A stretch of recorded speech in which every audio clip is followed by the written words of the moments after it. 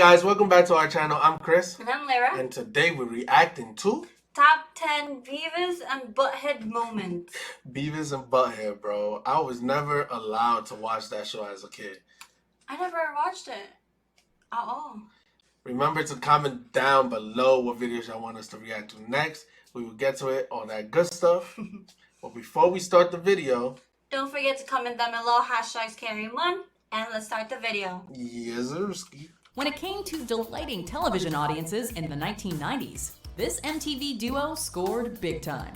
Welcome to WatchMojo.com, and today we're counting down our picks for the top 10 Beavis and Butthead moments. Before we begin, we publish new content every day, so be sure to subscribe to our channel and ring the bell to get notified about our latest videos.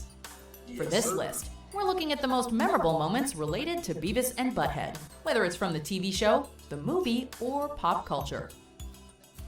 Number 10, Media Crusade. Inspired by a Ben Franklin documentary they watch on TV, Beavis and Butthead decide to fly a kite during a storm to see if they can recreate the Founding Fathers' famous kite experiment. Unfortunately, an accident caused by lightning sends the boys to the hospital, where they're interviewed by a reporter who asks them about their viewing habits. We were watching the TV show that had some, old dude with long hair and glasses. Later on, the reporter goes on air and takes their comments out of context, blaming rock music instead of the Ben Franklin TV special. We're not saying there was a connection, but certainly the coincidence is difficult to ignore. This episode is a hilarious and satirical commentary by creator Mike Judge about misguided activists who blame music or TV for shaping young people's behavior. Damn. Number 9, House Destruction.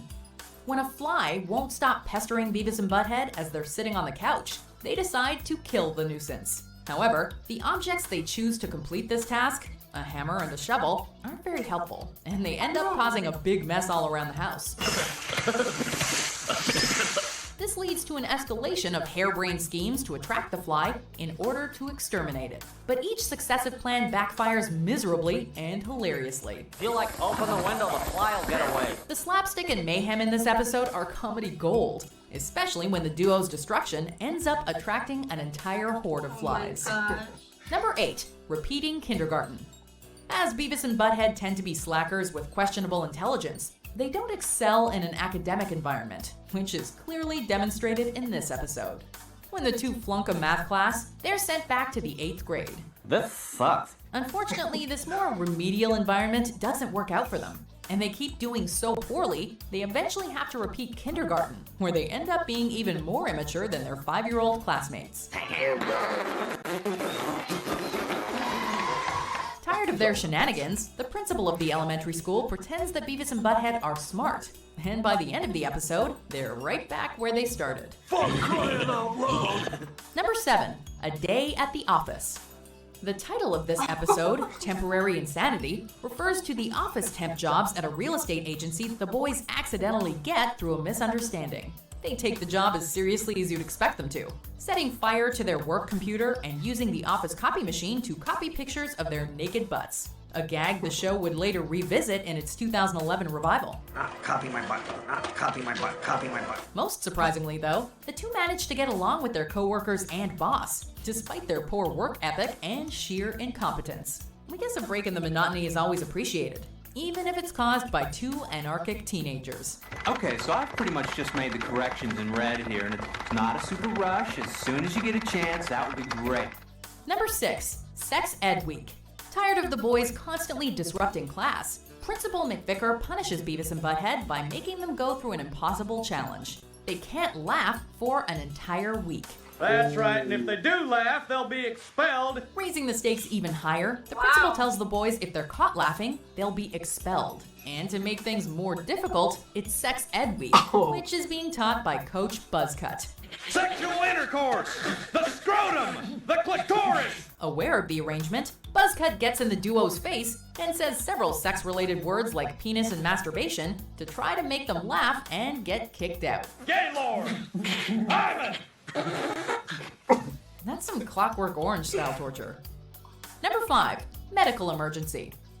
If you're the type that gets squeamish at the sight of blood, this episode is sure to make you squirm. When Butthead repeatedly punches Beavis in the nose during some roughhousing, Beavis starts to develop a nosebleed. As Beavis's nose continues to bleed, Butthead tries to help make it stop with some experimental methods, such as slapping Beavis in the face and putting a bag over his head. I'm bleeding, Butthead. What are you doing? Between Beavis's panicking and Butthead's very faulty problem-solving skills, this episode is a bloody good time. I'm bleeding. No. I'm still bleeding. Number 4, Duet with Cher. In 1993, Beavis and Butthead released an album, and one of the tracks was a cover of the classic Sonny and Cher song, I Got You Babe.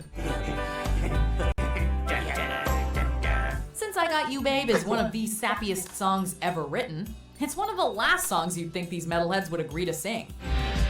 You got me, Butthead, I got you. However, this is an updated, rocked-out version of the song, complete with blaring electric guitar and new, edgier look from Cher that's very different from her days singing with Sonny Bono. Number 3, their first appearance. This segment, which was originally a 1992 standalone short, was the first appearance of Beavis and Butthead, and it set the tone for the series that was to come. Frog baseball!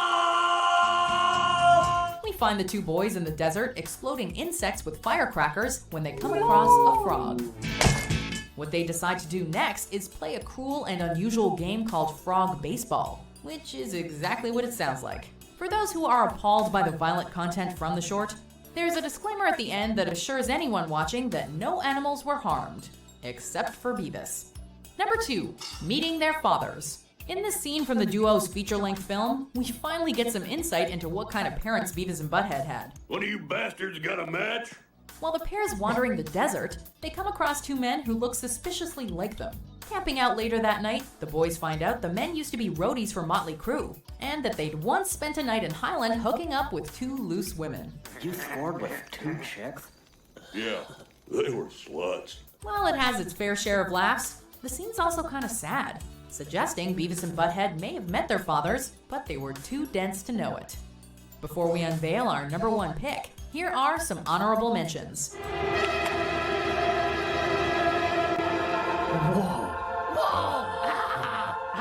My God! It seems that little beaver here ran afoul of some asphalt. Asphalt. And you weren't there to destroy Daria's image of boys or ruin Christmas. You see, Butthead, it really is a wonderful life without you. No way. Yeah. This sucks. Number 1, I am Cornholio. Perhaps the most enduring running gag from Beavis and Butthead is when Beavis would don the alter ego Cornholio. I am Cornholio. Whenever he had too much sugar to eat or went through some kind of nervous breakdown, Beavis would go through a wild transformation where he pulled his shirt over his head, raised his arms, and proclaimed, I am Cornholio. He would then run around requesting TP for his bunghole, while onlookers stood confused as to what was happening in front of them. The erratic nature of Cornholio perfectly reflects the anarchic spirit of the show. I am the great Cornholio. I have no bunghole. Now there you go for Beavis and Butthead.